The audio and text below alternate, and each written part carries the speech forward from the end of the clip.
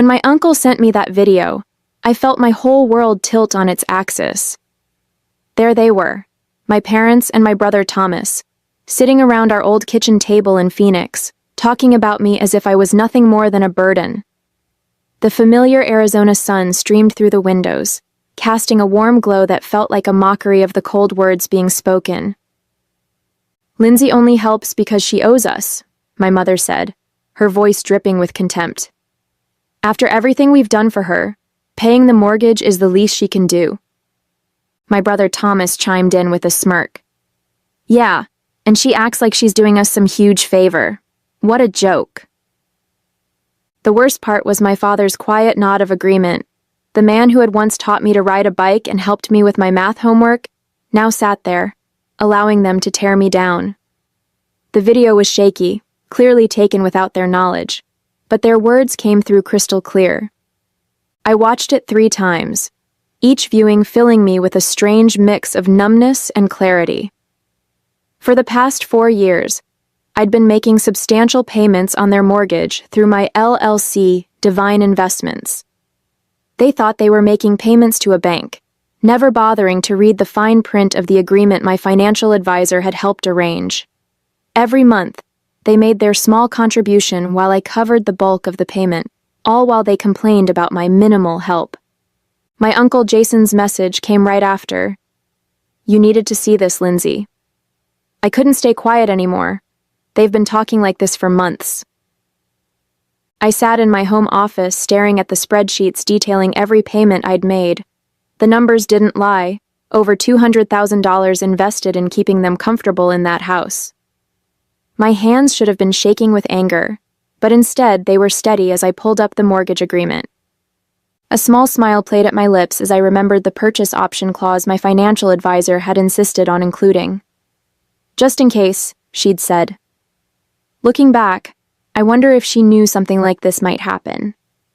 The next payment was due in 2 weeks, and for the first time, I knew exactly what I needed to do. I picked up my phone and typed a simple message to my uncle. "Thank you for showing me the truth. Don't worry, I won't let them know you sent this, but things are about to change." I've always been the family's safety net, though they'd never admit it. 4 years ago, when the housing market in Phoenix crashed and they were on the verge of losing their home, I stepped in.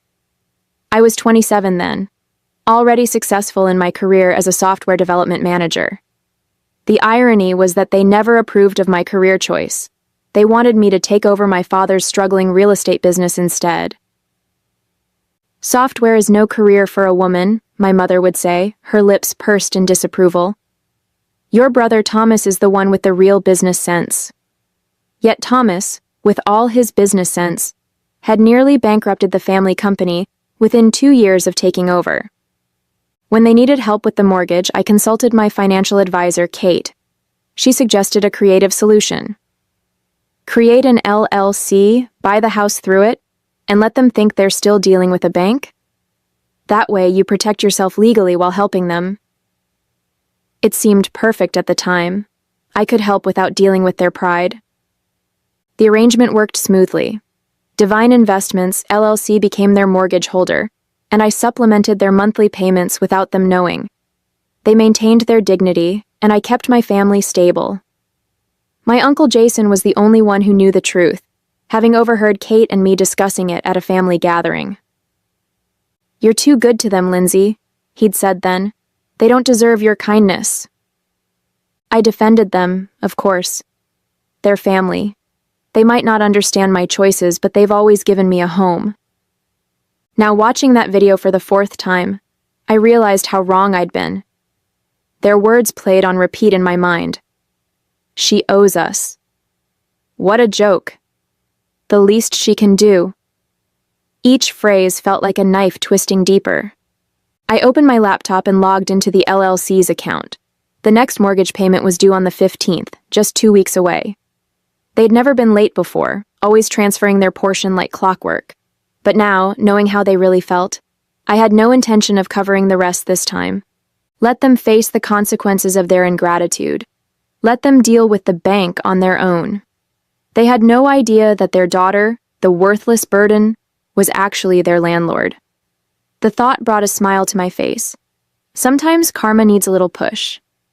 The video wasn't the end of it. My Uncle Jason sent me more evidence the next day. Screenshots of family group chat messages I'd been deliberately excluded from. They'd created it 6 months ago, appropriately named Family Finances. Each message felt like another betrayal, deeper than the last. Lindsay thinks she's so special with her tech job, Thomas had written. She barely helps with the mortgage while I'm here every day running Dad's business. My mother's response made my blood run cold. We should ask her for more money. She's single with no kids. What else does she spend it on? After all we sacrificed to raise her, she can't even properly support her family. I pulled up my financial records, hands trembling slightly as I calculated the total. Over the past 4 years, I'd contributed $267,843 toward their mortgage through Divine Investments, while they'd only paid $52,157. They thought their $1,100 monthly payments to the bank were the bulk of the mortgage.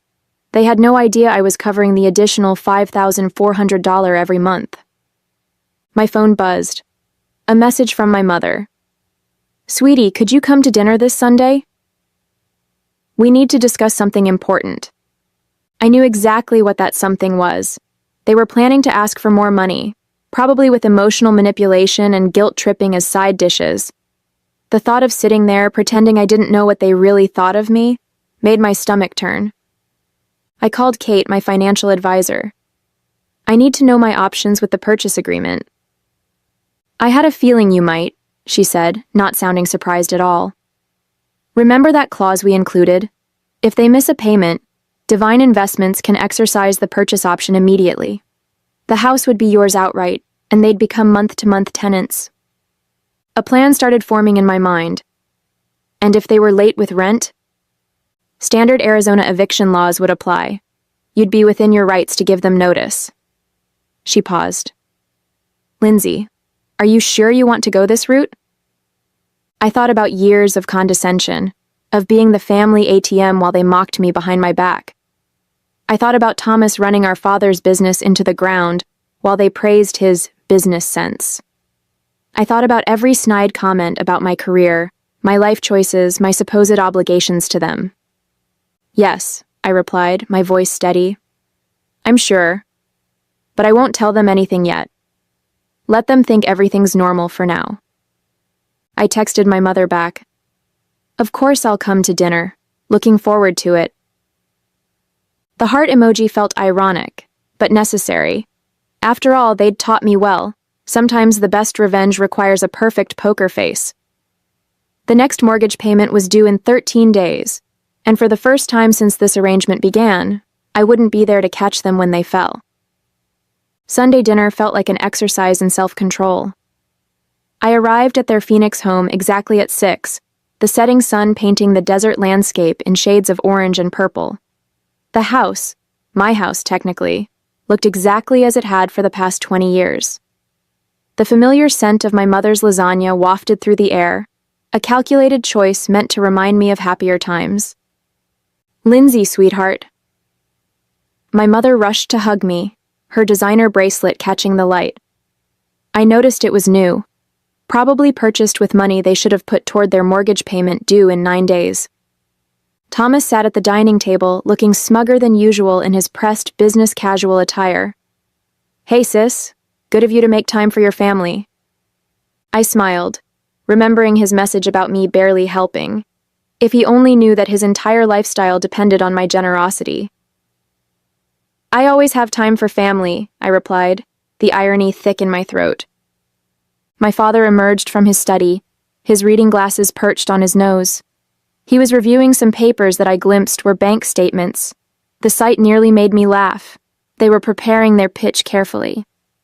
Before we eat, my mother began, setting down the lasagna, we wanted to talk about something important. She glanced at my father, who nodded encouragingly. Of course, I said, serving myself a portion. What's on your mind? Thomas cleared his throat. Well, as you know, Dad's business has been facing some challenges. The real estate market isn't what it used to be. I took a bite of lasagna, chewing slowly. The business had been facing challenges ever since Thomas took over, despite the Phoenix market being stronger than ever. We've been thinking, my mother continued, reaching for my hand across the table, about how blessed we are to have such a successful daughter. Your father and I sacrificed so much to give you a good education. I watched her performance with newfound clarity. The gentle touch, the reminder of their sacrifices. It was all so carefully choreographed. The mortgage payment has become quite a burden, my father added, his voice carrying that particular tone of paternal authority he'd always used to make me feel small. And with you doing so well in your computer work. Software development, I corrected automatically, though they'd never bothered to understand the difference. Right, he waved dismissively. Well, we thought perhaps you could help more with the monthly payments. After all, this is your family home too. If they only knew how much of it was already mine. We're only asking for an extra $2,000 a month, my mother added quickly. It's not much considering your salary. I took another bite of lasagna, using the moment to maintain my composure. They wanted $2,000 more when they didn't even know I was already paying over $5,000? The audacity was almost impressive. I'll think about it, I said finally, my voice neutral. Times are a bit uncertain right now. Uncertain? Thomas scoffed.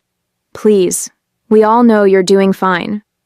Unlike some of us who are actually working hard to keep this family's legacy alive. I smiled, thinking about the notification their bank would send when they missed their payment next week. You're right, Thomas. Sometimes we all get exactly what we deserve. After dinner, I excused myself to use the bathroom, but took a deliberate detour past my father's study. The door was ajar, and I could hear my parents and Thomas talking in hushed voices. I paused, my heart pounding as their words drifted out. She's not going to help, Thomas said, his voice bitter. Did you see how she just sat there, acting all superior with her tech money while our business is struggling? Patience, my father replied. We have another option. Remember those investment documents I found in her cloud storage when she used our Wi-Fi last month? She's been hiding money from us in some company called Divine Investments. My blood ran cold. They'd snooped through my files during my last visit. I'd carelessly used their Wi-Fi without a VPN, and my cloud storage had synced automatically. I looked it up, my father continued. It's a legitimate LLC and it's doing very well. She's been squirreling away money there instead of helping her family. I raised a snake. My mother's voice chimed in. We'll give her one more chance to help voluntarily. If not, I'll remind her about that time in college when she took money from your business account for her tuition. She thought we never knew, but we have proof. She'll have to help us then. I had to bite my lip to keep from laughing. The money they were talking about? I'd borrowed it with my father's permission when their check for my tuition bounced. I'd even paid it back within a month, with interest. I had emails proving everything. Their attempted blackmail was as pathetic as it was desperate. And if that doesn't work, Thomas added, we can always reach out to her company's HR department, ask some questions about her mental stability, maybe suggest she's been stealing company resources for personal projects. That would get their attention. The casual way they discussed destroying my career sent ice through my veins. These people weren't family. They were parasites wearing family masks. I quietly slipped back to the bathroom, flushed the toilet for show, then returned to the dining room. They filed back in moments later, all wearing practiced smiles. Lindsay, dear, my mother said sweetly. Have you given any thought to what we discussed? About helping more with the mortgage? I met her gaze steadily. Actually, I have. You're right. Family should help family. I'll have an answer for you in about 8 days. The timing wasn't random. Their mortgage payment was due in 8 days, and I knew exactly what would happen when they missed it. Divine Investments would finally reveal its true ownership. 8 days? Thomas frowned. Why such a specific timeline? I stood up, gathering my purse. Just need to check some things with my financial advisor. You understand, right? Being careful with money is just good business sense." I smiled at Thomas as I echoed their favorite phrase. My mother walked me to the door, pulling me into another calculated hug. "We knew you'd understand, sweetheart. Family always comes first." "Yes," I agreed, thinking of the eviction notice I'd already drafted. Family always gets exactly what they deserve. As I drove home, I called my Uncle Jason. "You were right about them," I said when he answered. "But don't worry, I'm done playing the silent partner in their little drama. It's time for the final act." The week crawled by with excruciating slowness. My family kept up their pressure campaign, sending daily texts about their urgent financial situation. Each message only strengthened my resolve. I forwarded everything to Kate, my financial advisor, who was helping me prepare for the inevitable confrontation. "The paperwork is ready," Kate confirmed during our meeting 3 days before the payment was due. "Once they miss the payment, Divine Investments can exercise its purchase option immediately. I've also prepared the eviction notices just in case." I nodded, reviewing the documents. "And you're sure everything's legally sound? They can't fight this?" "They signed the agreement 4 years ago," Kate assured me. "Your father barely read it.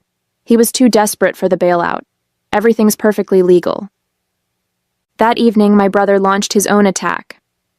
"Hey sis," his text read. "I was just talking to my friend in tech recruitment. Heard some companies are doing layoffs. Must be scary for you. Good thing you have family to fall back on. Speaking of which, about that help we discussed." The attempted manipulation was so transparent it was almost comical. I showed the message to my Uncle Jason over coffee the next day.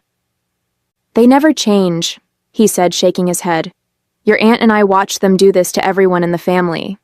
It's why we distanced ourselves years ago." "Did you know they went through my files when I visited?" I asked. "Not surprised. They did the same to your cousin when she stayed there last year. They're always looking for leverage."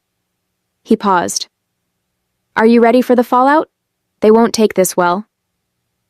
I thought about their threats to contact my company's HR, their plans to blackmail me, their years of taking my help while mocking me behind my back. I'm ready. They made their choice. Now they'll face the consequences. 2 days before the payment was due, my mother called. "Lindsay, we need your answer about the mortgage help. Times are tough, and family needs to stick together." "Don't worry, Mom," I replied, my voice steady. "Everything will be clear very soon." That night, I received an email from the family's bank. They'd tried to transfer money from their account to Divine Investments, but the payment had bounced. They were already overdrawn. I forwarded the notification to Kate. "Here we go," she replied. "Want me to start the proceedings tomorrow?" I thought about the lasagna dinner, their smug faces, their casual discussion of destroying my career. I thought about the years of manipulation, the constant demands, the endless ingratitude. "No," I typed back. "Let's wait until the payment officially fails. Let them spend the next 2 days thinking everything's fine. They taught me well. Timing is everything." I opened my laptop and began drafting an email to my company's HR department, documenting my family's threats and including the evidence Uncle Jason had gathered. Better to get ahead of their potential attacks. The end was in sight, and I was leaving nothing to chance. "Sometimes," I muttered to myself, "the best revenge is simply letting people face the consequences of their own actions." The payment deadline came and went. At 9 a.m. sharp, Divine Investments' automated system sent out its default notice. I watched my phone, counting down the seconds until the inevitable call. It took exactly 12 minutes. "Lindsay," my mother's voice was frantic. "Something's wrong with our mortgage payment. The bank is saying we defaulted, but that's impossible. We need your help immediately." "Actually," I replied calmly, "Divine Investments isn't a bank. It's an LLC, my LLC to be specific." The silence on the other end was deafening. "What?" she finally whispered. "Check your email." You'll find a notice explaining that due to your default, Divine Investments is exercising its purchase option. The house is now legally mine. Your status has been changed to month-to-month tenants. This is a joke, she stammered. No joke. I've been covering the majority of your mortgage for 4 years while you all mocked me behind my back, called me a burden, plotted to blackmail me, threatened my career. How did you... Uncle Jason showed me the video. He showed me everything. Now, about your tenancy. Your first rent payment is due in 30 days. I suggest you start looking for somewhere else to live. My father's voice suddenly broke in. They'd put me on speaker. You ungrateful... Careful, I cut him off. Is that any way to talk to your landlord? The eviction notice is ready. Don't make me serve it sooner than planned. I ended the call and blocked their numbers. Within minutes, my email began filling with messages from flying monkeys. Distant relatives and family friends telling me I was being cruel, that family should forgive family. I deleted them all without reading them.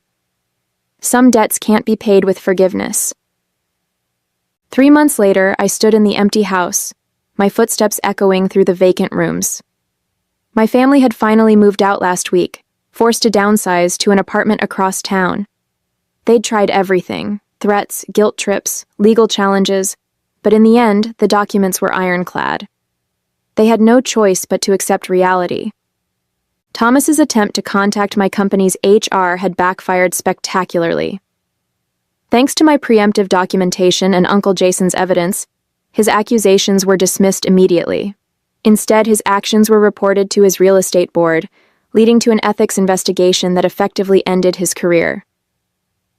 My mother's final attempt at manipulation came through a tear-filled voicemail. How could you do this to your own family? The answer was simple. They'd shown me exactly what family meant to them, and I'd finally believed them. I walked through the kitchen where it had all started, where they'd sat around the table calling me worthless while I paid their bills. The irony wasn't lost on me. Uncle Jason and his wife were coming over later to help me prepare the house for sale. The proceeds would go to establishing a foundation for helping victims of financial abuse. Something good could come from this, after all. My phone buzzed with a text from Kate. Just heard from their lawyer. They're finally signing the last papers. It's really over. I smiled, looking around at the empty house one last time. They'd taught me that family always comes first, but they'd never specified which family. I chose myself, and for the first time in years, that felt exactly right.